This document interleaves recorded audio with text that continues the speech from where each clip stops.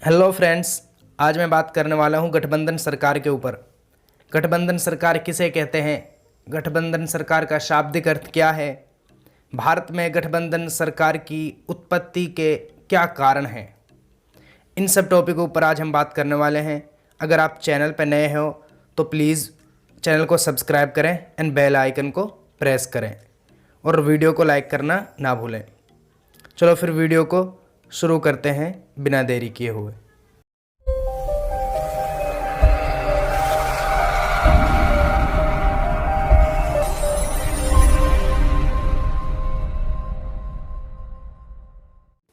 गठबंधन सरकार। गठबंधन का अर्थ लैटिन भाषा में कोआलिशन है, जिसका अर्थ एक साथ बढ़ना। शब्दकोश में दिए गए अर्थ के अनुसार गठबंधन का अर्थ है एक समूह में इकट्ठा होना या लोगों, राज्यों या दलों का संघ। यानी कुछ लोग मिलकर एक ग्रुप बनाते हैं, उसको हम गठबंधन बोलते हैं। या कुछ पार्टियां इकट्ठी होकर एक संघ में एक जगह इकट्ठी होती हैं, उसको हम गठबंधन बोलते हैं।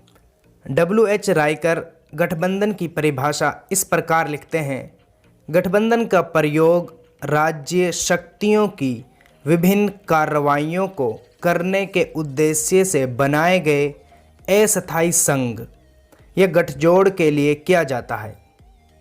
यह विभिन्न दलों के सदस्यों का समूह भी होता है जो एक साथ मिलकर कार्य करते हैं। राज्य में तरह तरह के ग्रुप बने होते हैं, तरह तरह के पार्टों में बटे होते हैं जो मिलकर ये काम करते हैं राज्य में। इसको हम गठबंधन बोलते हैं। राजनीतिक विज्ञान में गठबंधन पद को परिभाषित करते हुए विद्वान रॉजर स्कर्टन ने अपनी book a dictionary of political thought में लिखा है कि विभिन्न दलों या राजनीतिक पहचान रखने वाले प्रमुख व्यक्तियों का आपसी समझौता गठबंधन कहलाता है। यानी कुछ पार्टियों या कुछ समूहों का एक साथ इकट्ठा होना। गठबंधन सरकार की स्थापना दो या दो से अधिक राजनीतिक दलों के निर्वाचित उम्मीदवारों के समूह या अन्य किसी दल के निर्वाचित उम्मीदवारों के समर्थन से होती है। ऐसा सदन में बहुमत जुटाने के लिए होता है। गठबंधन की आवश्यकता तब महसूस होती है जब विधायिका में किसी एक राजनीतिक दल को स्पष्ट बहुमत नहीं मिलता। जब पता होता है कि पार्टी को बहुमत नहीं मिल पाता, तब गठबंधन की नौबत आती है। भारत में गठबंधन सरकार के कारण पहला है क्षेत्रीय दलों की बढ़ती संख्या एवं भूमिका। आर्थिक तथा सामाजिक परिवर्तनों के परिणाम स्वरूप राजनीतिक सहभागिता कुर्सी प्राप्ति का पर्याय बन चुका है। मध्यम वर्ग की बढ़ती भागीदारी से सत्ता प्राप्ति की प्रतियोगिताओं में अत्यधिक बढ़ोतरी हुई है। लोगों में सरपंच से लेकर संसद तक बनने की जबरदस्त होड़ पैदा हो गई है। वे विभिन्न दलों के साथ जुड़कर अपना सपना पूरा करना चाहते हैं। इसी वजह से देखा जाता है कि क्षेत्रों में या राज्यों में नई पार्टियां, नए नए संघ उभर कर आते हैं। सब नेता बनना चाहते हैं या सब अपनी सरकार बनाना चाहते हैं। इसी वजह से गठबंधन सरकार को बढ़ोतरी मिलती है। एक सरकार का बहुमत प्राप्त करना या बहुमत लाना मुश्किल हो जाता है। राष्ट्रीय दलों की जैसे जैसे साख गिरी है, वैसे वैसे क्षेत्रीय दलों की संख्या में वृद्धि हुई है। और भारतीय राजनीति में क्षेत्रीय दलों ने निर्णायक भूमिका प्राप्त कर ली है। वे राष्ट्रीय राजनीति की दिशा तय करने लगे हैं। दूसरा कारण राजनीतिक दलों की निष्क्रियता, या यूं कह लीजिए कि जो पार्टियां होती हैं उनके द्वारा अपने जो वादे किए जाते हैं उनको पूरा ना कर पाना। भारतीय राजनीतिक व्यवस्था में चुनाव के बाद राजनीतिक दल बहुमत प्राप्त करने पर सरकार का निर्माण करते हैं और सत्ता में आने के बाद जनता से कट जाते हैं। राजनीतिक दलों की इस निष्क्रियता से मतदाता दुखी हो जाते हैं और उनका किसी एक दल राजनीतिक दल में विश्वास नहीं रह जाता। इसका परिणाम यह होता है कि आगामी चुनाव में किसी एक राजनीतिक दल को बहुमत नहीं मिल पाता। मतदाता जब विकल्प की तलाश करते हैं तो विभिन्न दलों में मतों का विभाजन हो जाता है। गठबंधन की प्रक्रिया एक स्वाभाविक स्थिति बन जाती है, क्योंकि जनता के पास विकल्प ही नहीं होता है तलाश करने के लिए। इस वजह से किसी एक पार्टी को बहुमत नहीं मिल पाता। तीसरा कारण है समाज का मूलभूत परिवर्तन। भारतीय समाज में मूलभूत परिवर्तन आया है। यह आज न केवल जाति, धर्म और अमीर गरीब के आधार पर बटा हुआ है, बल्कि वर्ग, जीवन शैली और व्यवसाय के आधार पर भी बट रहा है।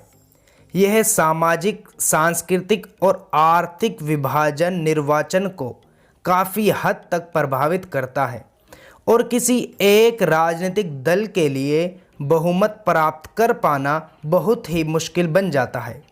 क्षेत्रीय स्तर पर क्षेत्रीय दल प्रभावी हो जाते हैं, क्योंकि यह मतदाताओं के हितों के अनुकूल सिद्ध होते हैं। वह यह नहीं देखते कि राष्ट्रीय स्तर पर किसी दल को बहुमत मिलने जा रहा है या नहीं।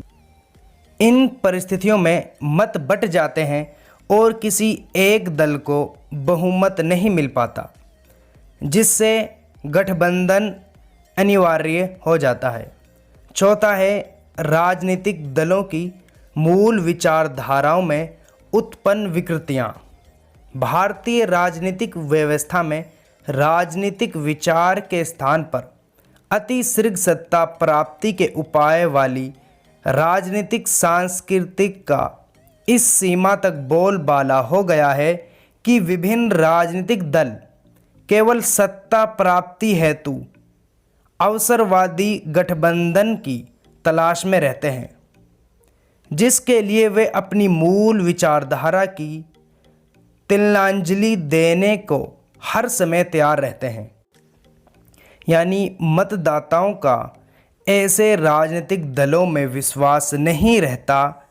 ऐसी स्थिति में वे अन्य दलों को समर्थन देने में लग जाते हैं, जिससे मत विभाजन की प्रक्रिया प्रारंभ हो जाती है।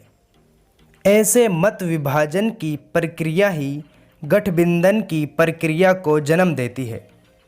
पांचवा है बहुमत पर आधारित शासन में जनता का अविश्वास।